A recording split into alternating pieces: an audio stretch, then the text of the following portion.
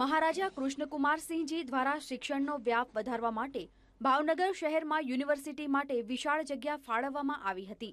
આજે સમગ્ર ગુજરાતમાં ભાવનગર યુનિવર્સિટી અનેક કોર્સમાં આગવું સ્થાન ધરાવે છે। ત્યારે ભાવનગરની પ્રજાની માંગ હતી કે આ યુનિવર્સિટી સાથે મહારાજા કૃષ્ણકુમારસિંહજીનું નામ જોડાય।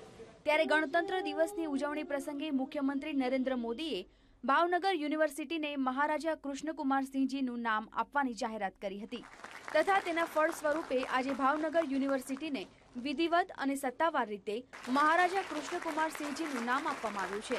આ શુભ પ્રસંગે કુલપતિએ આનંદની લાગણી દર્શાવી હતી। ભાવનગર યુનિવર્સિટીમાંથી કૃષ્ણકુમારસિંહજી યુનિવર્સિટી બનતા અમારા તમામ કર્મચારીઓની પણ એક નવી કાર્યપદ્ધતિ કરવાની જરૂરિયાત ઊભી થશે। એના જે જીવનના તમામ કેરેક્ટરો હતા એ પાળવા માટેને અથાગ પ્રયત્ન કરવો પડશે અને એ માટે તમામ કર્મચારી મિત્રો વિદ્યાર્થીઓ અમે કટિબદ્ધ થઈ રહ્યા છીએ। આ શુભ પ્રસંગે ઉચ્ચતર અભ્યાસમાં પ્રતિભાશાળી વિદ્યાર્થીઓનું સન્માન કરવામાં આવ્યું હતું અને જેમાં શહેરની વિવિધ કોલેજના પ્રાધ્યાપકો હાજર રહ્યા હતા। તેમજ મહારાજા કૃષ્ણકુમાર શિવભદ્રસિંહજીના હસ્તે દીપ પ્રાગટ્ય અને તખ્તીનું અનાવરણ કરવામાં આવ્યું હતું।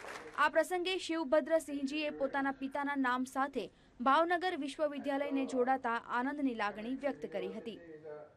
It's a great honor to be invited for this inauguration of my father's name for the university. I consider myself very fortunate.